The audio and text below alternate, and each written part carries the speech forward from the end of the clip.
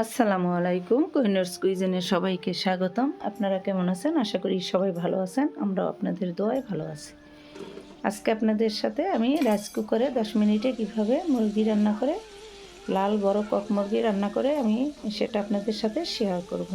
আমি প্রথমে রাইস কুকারে তেল, পেঁয়াজ, গোটা গরম মশলা, তেজপাতা, লবণ আমি দিয়ে দিছি। আমি দিয়ে দিলাম, দিয়ে নাড়াচাড়া দিয়ে পেঁয়াজটা একটু হালকা করে ভেজে নিব। পেঁয়াজ হালকা করে ভেজে আমি আদা রসুন দিয়ে দিব। পেঁয়াজটা ভাজা হয়ে গেছে, আমি এবার আদা রসুনটা দিয়ে দিব। আমি 3 টেবিল চামচ ডিপ ফ্রিজে রাখা আদা রসুন আমি দিয়ে দিলাম। আদা রসুন দিয়ে আমি একটু নাড়াচাড়া দিয়ে ভেজে নিব। এবার আমি হলুদের গুঁড়া, মরিচের গুঁড়া, ধনে জিরের গুঁড়া আমি দিয়ে মশলা পেঁয়াজের সাথে একটু মিশিয়ে ভালোভাবে একটু ভেজে নিব। মশলা তেলের সাথে মিশিয়ে একটু ভেজে নিব। ভেজে নিয়ে আমি একটু পানি দিয়ে দিব। একটু পানি দিয়ে দিলাম।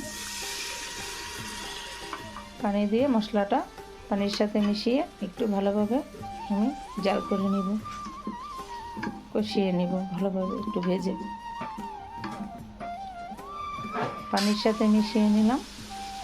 এবার একটু ভাজা ভাজা হয়ে গেছে মশলা। এবার আমি চিকেনটা দিয়ে দিলাম। চিকেনটা দিয়ে ভালোভাবে চিকেনটা নেড়ে চেড়ে মিশিয়ে নিব। চিকেনটা আমি নেড়ে চেড়ে মিশিয়ে নিচ্ছি।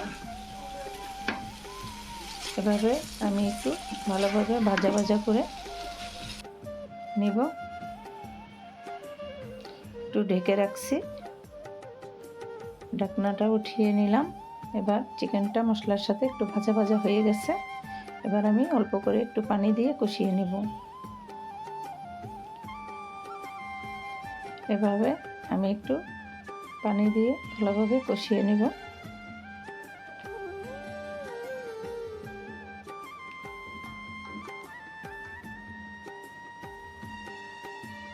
চিকেনটা এভাবে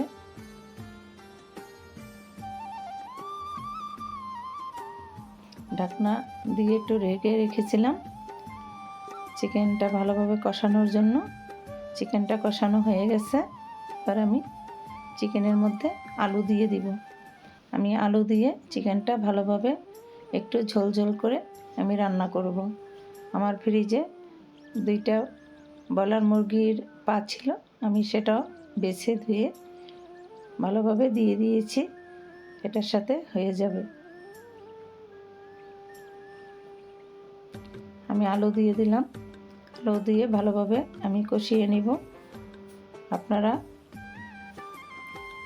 এভাবে গ্যাস না থাকলে আপনারা রাইস কুকারে রান্নাটা করে নিতে পারবেন।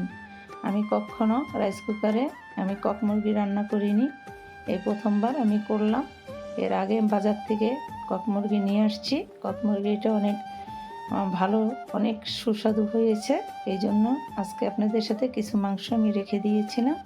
মাংসটা আমি রান্না করে আপনাদের সাথে শেয়ার করলাম। আপনারা এভাবে রাইস কুকারে মাংস রান্না করে নিতে পারেন। গ্যাসের সমস্যা তো আমাদের থাকেই। আমাদের বাসার ছোট বড় সবাই এই মুরগিটা খুব পছন্দ করে।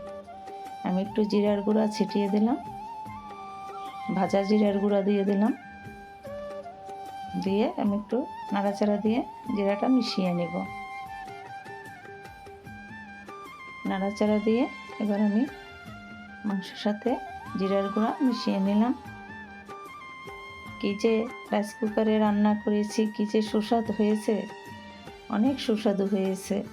দেশি মুরগি ফিট খাওয়া থাকে, এই জন্য এখন আর টেস্ট পাওয়া যায় না, কোনো মজা থাকে না। এই মুরগিটা, লাল বড় কক মুরগিটা অনেক সুস্বাদু হয় রান্না করলে। আমি একটু গরম পানি করে রেখেছিলাম, গরম পানিটা আমি দিয়ে দিলাম।